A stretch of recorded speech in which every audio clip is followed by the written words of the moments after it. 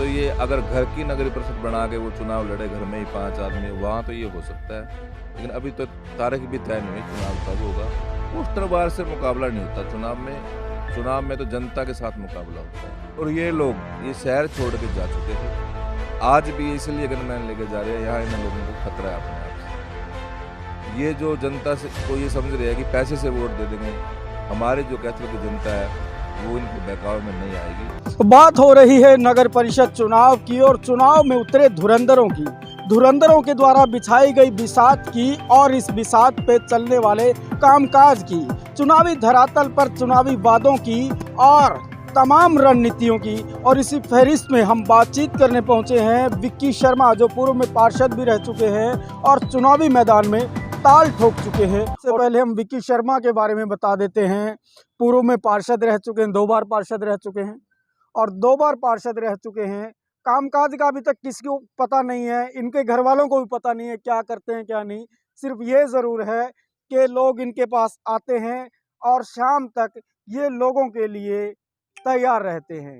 इनके कामकाज का ना तो इनके घर वालों को पता है, ना इनके करीबियों को पता है कि ये करते क्या हैं। जी बहुत बहुत स्वागत है आपका। स्वागत जी संदीप जी, सबसे पहले तो मैं आपका जो कैथल ब्रेकिंग न्यूज़ है, आपका और आपके जो दर्शक हैं उनका सबको नमस्कार, राम राम, और सबको मैं धन्यवाद करता हूँ। जी तो बातचीत कर लेते हैं। जी विक्की शर्मा, आप क्या कुछ करते हैं, व्यवसाय क्या है आपका? मेरा व्यवसाय एक ही है कि जनता का काम होना चाहिए, जनता का सहयोग होना चाहिए, जनता के लिए मैं हमेशा तैयार रहता हूँ। अच्छा, तो फिर अगर बात करें, आपने तो ये दौड़ शुरू की है तो बहुत बाद में शुरू की है। राम प्रताप गुप्ता पिछले 1.5 साल से, राजीव गुप्ता पिछले करीब 5 महीने से, और पालाराम सैनी की बात करें, पालाराम सैनी पिछले 3 साल से तैयारी कर रहे हैं और आपने अभी जो है अपना प्रचार शुरू किया है। कैसे उन लोगों से रेस में आगे निकल पाएंगे? मैं उनसे हमेशा ही आगे रहा और आगे हूँ। वो लोग तो सिर्फ पोस्टर लगा के आगे आए, वो कहीं ग्राउंड पे नहीं है। तो अगर आप कह रहे हैं पोस्टर लगा के आगे आए हैं, उनके पोस्टर जो लगे हुए हैं वो 20 बाई 30 के लगे हुए हैं, आपके छोटे पोस्टर लगे हुए हैं, तो पोस्टर वार में कैसे मुकाबला करेंगे आप? पोस्टर वार से मुकाबला नहीं होता चुनाव में। चुनाव में तो जनता के साथ मुकाबला होता है। अच्छा। मेरे पास जनता का आशीर्वाद है, जनता मेरे साथ है। मैं हमेशा सुख में दुख में हर रोज 100 लोग 200 लोगों से डेली मिलता हूँ और उनके पास जाता हूँ।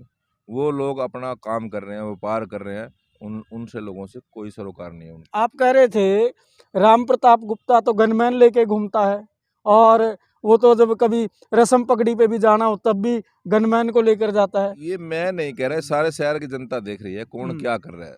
जनता एक इतना बड़ा आईना है, जनता के सामने कोई चीज नहीं छुपती होना चाहिए। उन्होंने ये भी कहा बयान में कि मैं तो शौक के लिए रखता हूँ। तो वो शौक जो है वो अभी शुरू हुआ है चुनाव में, सिर्फ लोगों को दिखाने के लिए। वो अहंकार और अहम की बात करते हैं सभी। मैं किसी के बारे में टिप्पणी नहीं करना चाहता ज्यादा। तो कुछ लोग सर कह रहे हैं मैं अगर आज़ाद चुनाव लड़ूंगा तो 12 बजे जीत जाऊंगा, औरों की दुकानें 12 बजे बंद करवा दूंगा, और अगर किसी पार्टी से चुनाव लड़ा तो 10 बजे औरों की दुकानें बंद हो जाएंगी। वो तो ये अगर घर की नगरीय परिषद बना के वो चुनाव लड़े, घर में ही 5 आदमी, वहाँ तो ये हो सकता है। लेकिन अभी तो तारीख भी तय नहीं हुई चुनाव कब होगा। उन्होंने तो ये भी कहा था कि मैं ठेका प्रथा खत्म करूंगा। तो हरियाणा के मुख्यमंत्री भी तो ठेका प्रथा खत्म नहीं हुई, तो वो कैसे करेंगे। उन्होंने ये भी कहा था कि मैं स्वास्थ्य सेवाएं दूंगा। नगर परिषद का काम स्वास्थ्य का काम थोड़ी होता है। शायद उनको राजनीति का अनुभव बहुत कम है। आपके जो चुनावी मैदान के वादे हैं वो क्या कुछ वादे हैं? लोग तो चुनावी मैदान में हमेशा ये कहते हैं कि मैं तो वहाँ पे जो है घूमने वाला होटल बना के दूंगा कैथल के लोगों को पार्क रोड पे। आपके भी कुछ ऐसे वादे हैं? मैं वादे कम करने की कोशिश करता हूँ, काम करने की कोशिश ज़्यादा करता हूँ।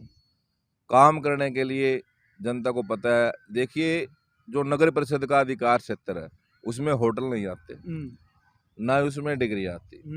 जनता को जो काम है नगर परिषद का उससे वही चाहिए और वही करना चाहिए, उन्हीं पे खरा उतरना चाहिए।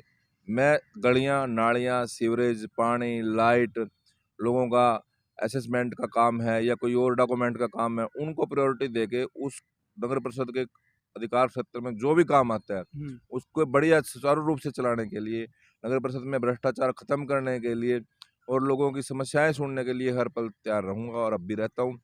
मैंने एमसी के कार्यकाल में, एमसी एक वार्ड से बनता है, और मैंने पूरे शहर में कभी कोई भी मिला संदीप, मैंने उससे पूछा सर क्या काम आए हो आप, वो करवा के उसको दिया है।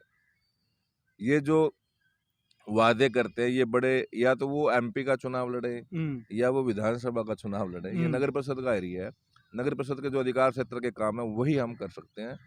ये ऐसे फालतू के वादे और भाषण देने से जनता इनके बकाये में नहीं आने वाली। अच्छा। इनके साथ जो वार्तालाप हुई है उस वार्तालाप को आप कैसे देखते हैं, हमें कमेंट के माध्यम से ज़रूर बताइएगा। और उन तमाम लोगों से हम बातचीत करेंगे जो लोग इस चुनावी मैदान में है और बिसात पर अपनी रणनीति तैयार कर रहे हैं।